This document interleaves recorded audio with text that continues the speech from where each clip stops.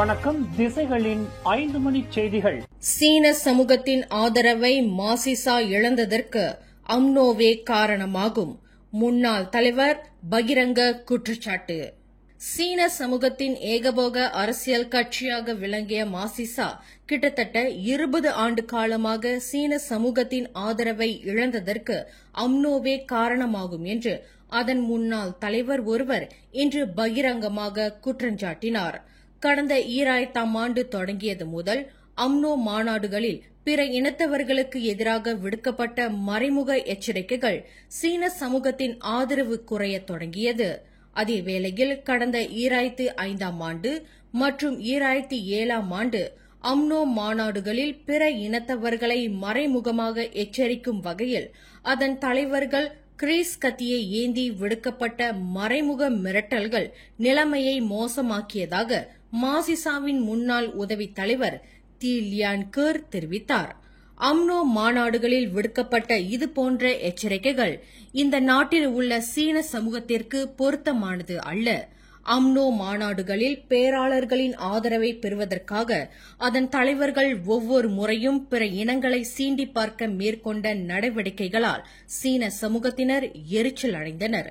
சிமாங்காட் 46 கட்சியை தங்கு ரசாலி ஹம்சா தொடங்கிய போது அன்றைய பிரதமர் துன் மகாதிரை ஆதரிக்கவும் அதன் பின்னர் டத்தோஸ்ரீ அஹமத் அப்துல் அஹமத் படாவியின் தலைமைத்துவத்தை ஆதரிக்கவும் சீன சமூகத்தை மாசிசா வற்புறுத்தியது. இதன் காரணமாகவே மாசிசாவிற்கு எதிராகவே சீன சமூகத்தினர் திரும்பினர். இதனால் பாரிசான் நேஷனலில் அம்னோவுடன் இருந்த மாசிசாவும் கடுமையாக பாதிக்கப்பட்டு இன்று தனது அடையாளத்தை இழந்து அன்றாட காட்சியாக மாறிவிட்டது என்று முன்னாள் இளைஞர் விளையாட்டுத்துறை துணை அமைச்சரான டின் லியான் ஏர் விளக்கினார்.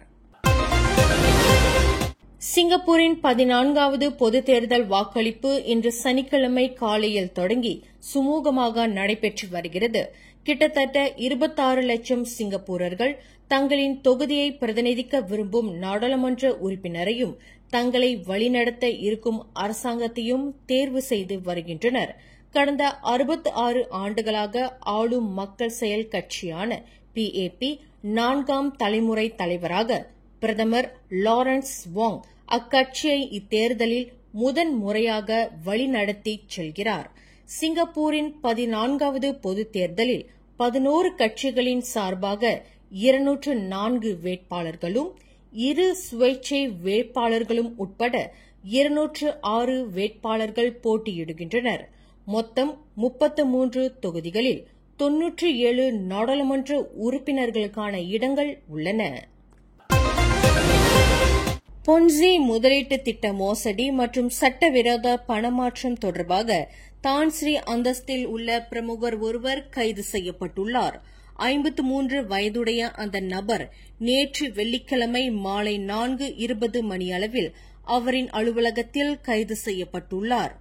சம்பந்தப்பட்ட தான்ஸ்ரீ கைது செய்யப்பட்டிருப்பதை புக்கிட் அமான் போலீஸ் தலைமையகத்தின் குற்ற புலனாய்வு துறையின் இடைக்கால இயக்குநர் டத்தோ முகமது அஸ்புல்லா அலி உறுதிப்படுத்தியுள்ளார். செந்தமிழும் சிவநெறியும் வளர்க்கும் ஞான பண்ணையாக விளங்கி சைவ சித்தாந்தத்தை உலகமெங்கும் பரவச் செய்யும் நோக்கோடு தர்மபுரம் ஆதின திருமடத்தில் 27வது குருமகா சன்னிதானம் ஸ்ரீலஸ்ரீ கைலை மாசிலாமணி தேசிக ஞானசம்பந்த பிரம்மச்சாரிய சுவாமிகள் தலைமையில் 6வது அனைத்துலக சைவ சித்தாந்த மாநாடு இன்று சனிக்கிழமை காலையில் சென்னை கட்டாங்குளத்தூர் SRM பல்கலைக்கழகத்தில் அதிகாரப்பூர்வமாக தொடங்கியது. தமிழகம் உட்பட Malaysia, Singapore, London, Switzerland, Mauritius பல நாடுகளைச் சேர்ந்த 1000க்கும் மேற்பட்ட பேராளர்கள் கலந்து கொண்ட இந்த மாநாட்டில் தருமை ஆதீனம் 27வது குரு மகா சன்னிதானம் ஸ்ரீலஸ்ரீ கைலை மாசிலாமணி தேசிய ஞானசம்பந்த பிரம்மச்சாரிய சுவாமிகள் ஆசியுரை வழங்கினார். மலேசியாவிலிருந்து 62 பேர் கொண்ட பேராளர்கள் குழுவிற்கு தலைமையேற்று மாநாட்டில் கலந்து கொண்டுள்ள கோலாலம்பூர் ஸ்ரீ மகா மாரியம்மன் கோவில் தேவஸ்தான தலைவர் Tan Sri Dato doctor R Nataraja மாநாட்டில் தொடக்க நாளான இன்று காலை 11:45 மணிக்கு சைவ சித்தாந்த ஆங்கில நூல் தொகுப்பை பெற்று வாழ்த்துரை வழங்கினார். டான் ஸ்ரீ நடராஜாவுடன் அவரின் துணைவியார் புவான் ஸ்ரீ மல்லிகா, தப்பான் நாடாளுமன்ற உறுப்பினர் டத்தோ ஸ்ரீ எம் சரவணன், தேவஸ்தான அறங்காவலர் டத்தோ என் சிவகுமார், மக்கள் சக்தி கட்சியின் தேசிய தலைவர் டத்தோ ஸ்ரீ RS தனேந்திரன் உட்பட மலேசிய பிரமுகர்கள் பலர் இந்த மாநாட்டில் கலந்து கொண்டு சிறப்பு சேர்த்துள்ளனர். 50க்கும் மேற்பட்ட திரை நட்சத்திரங்கள் ஒன்று கூடும் மாபெரும் விழா 17th Annual Edison Awards Penang spice அரினாவில் மே 17 மாலை 5 மணிக்கு. குடும்பத்தோடு வாங்க, கொண்டாட்டத்தோடு போங்க. உடனே டிக்கெட் புக் பண்ண மை டிக்கெட் ஏசியாவை விசிட் பண்ணுங்க. நீண்ட தூரம் பயணத்திற்கு பின்னர் ட்ரெய்லர் லோரியை ஓரிடத்தில் நிறுத்திவிட்டு அந்த கனரக வாகனத்திற்குள் உறங்கிக் கொண்டிருந்த அதன் ஓட்டுநரிடம் கொள்ளையடிக்கப்பட்டுள்ளது. இதில் அந்த ஓட்டுநர் கடுமையாக தாக்கப்பட்டுள்ளார். இந்த சம்பவம் நேற்று இரவு 11 மணி அளவில் கொலஸ்லங்கூர் சகின்சாங் பாரிட் 4 நிகழ்ந்தது. முகமூடி அணிந்திருந்த இரு கொள்ளையர்கள் அந்த ஹீனோ ரக லோரியின் கண்ணாடியை உடைத்து உறங்கிக் கொண்டிருந்த ஓட்டுநரை கடுமையாக தாக்கியுள்ளனர். பின்னர் அவரின் உடைமைகளை கொள்ளையடித்துக் கொண்டு தப்பிச் சென்றுள்ளதாக கொலஸ்லாங்கூர் மாவட்ட போலீஸ் தலைவர் அசஹருடின் தஜுடின் தெரிவித்தார். இதில் 54 வயது ஓட்டுநர் லோரியின் உடைந்த கண்ணாடி துகள்கள் பட்டு கடும் காயத்திற்கு ஆளானதாக அவர் குறிப்பிட்டார். ஸ்லாங்கூரில் உள்ள பல மாவட்டங்களில் கடந்த வியாழக்கிழமை தொடங்கி நேற்று வெள்ளிக்கிழமை வரை மேற்கொள்ளப்பட்ட ஒப்ஸ்காசா 2025 எனும் சோதனை நடவடிக்கையின் மூலம் அரசாங்க உதவித்தொகையான மானிய விலைக்கு உட்பட்ட 90 LPG திரவ பெட்ரோலிய எரிவாயு கலன்கள் பறிமுதல் செய்யப்பட்டன.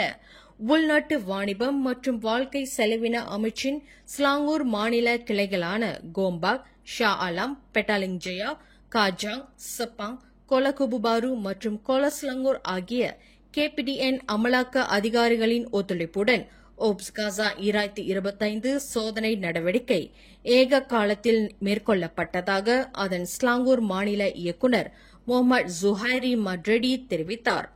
உள்நாட்டு வாணிபம் மற்றும் வாழ்க்கை செலவின அமைச்சின் ஸ்லாங்கூர் மாநிலத்தினால் முன்னெடுக்கப்பட்ட இந்த ஒப்ஸ்காசா 2025 நடவடிக்கையில் 35 வர்த்தக வளாகங்களில் திடீர் சோதனை நடத்தப்பட்டதாக அவர் குறிப்பிட்டார்.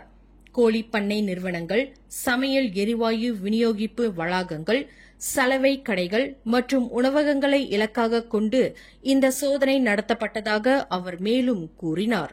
இந்த சோதனை நடவடிக்கையின் வாயிலாக 4 வழக்குகள் பதிவு செய்யப்பட்டுள்ளன. 8000 ரிங்கிட் பெறுமானமுள்ள 90 LPG கலன்கள் பறிமுதல் செய்யப்பட்டதாக இன்று வெளியிட்ட ஒரு அறிக்கையில் முகமது ஜுஹைரி தெரிவித்தார். மேலும் செய்திகளை தெரிந்து கொள்ள கீழே இருக்கும் பெல் பட்டனை அழுத்துங்கள். உங்கள் மகிழ்ச்சியை வெளிப்படுத்த லைக் மற்றும் ஷேர் செய்யுங்கள். தொடர்ந்து திசைகளோடு இணைந்திருக்க சப்ஸ்கிரைப் செய்யுங்கள்.